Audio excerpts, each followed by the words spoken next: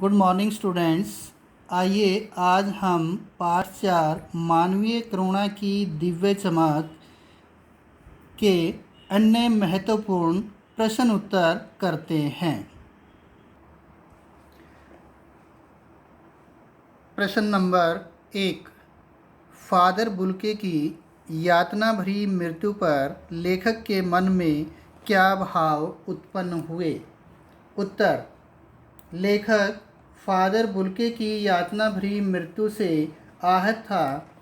उसके मन में भावना उभर रही थी कि दूसरों के प्रति जिसके हृदय में मात्र करुणा थी, द्वेष जिसे छू तक न गया था, ऐसे पुण्य आत्मा महात्मा पुरुष की जहरबाद से यातना भरी मृत्यु हुई।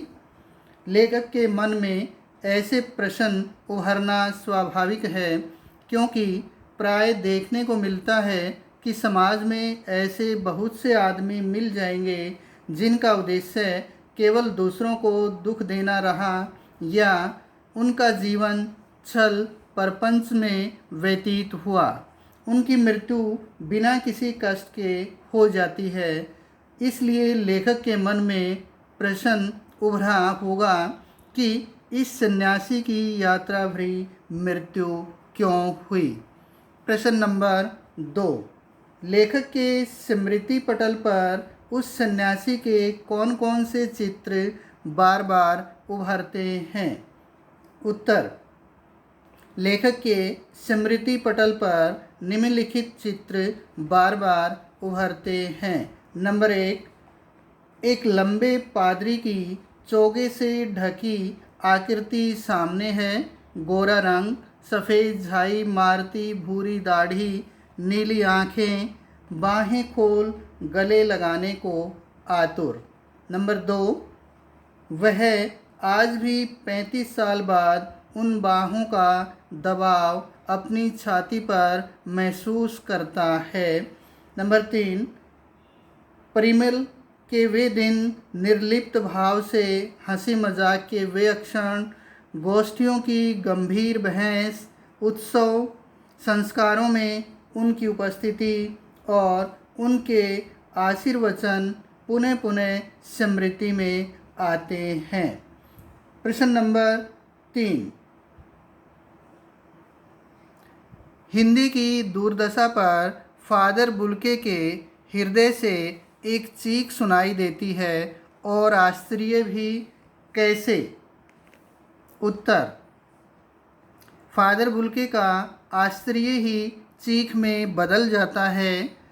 उन्हें वेदना में करहाते देखा जा सकता है जब वे देखते थे कि हिंदी वाले ही हिंदी की उपेक्षा कर रहे हैं। यह उनके लिए सबसे बड़ा आश्चर्य था। उनके हृदय से स्वाभाविक चीख निकलती थी, जिस पर मंच पर सुना जा सकता था। उन्हें आश्चर्य होता था कि जिस देश की मातृभाषा हिंदी है, फिर वह उस देश की राष्ट्रभाषा क्यों नहीं है। वे जानते थे, उन्होंने अध्ययन किया था कि हिंदी में सुसंस्कृति के जो सूत्र बिखरे पड़े हैं वे अन्यत्र नहीं हैं। अपने ही लोगों द्वारा उसके महत्व को नकारने पर उन्हें आश्चर्य होता था।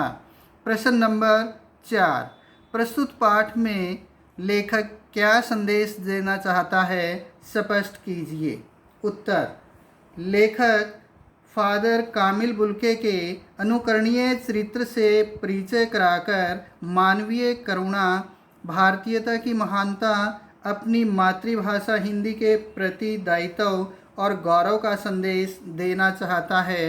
वह बता देना चाहता है कि विदेश से आकर एक व्यक्ति दया, करुणा, ममता का हमें स्मरण कराता है, जिसे भारतीय भूल चुके हैं। फादर द्वारा हिंदी के लिए किए गए कार्यों की याद दिलाते हुए लेखक कहता है कि इतनी दूर से आकर एक आदमी हिंदी के अस्तित्व के लिए प्रयास ही नहीं करता, अपितु हिंदी के गौरव के गीत गाता है, और हम स्वयं हिंदी की उपेक्षा करते हैं।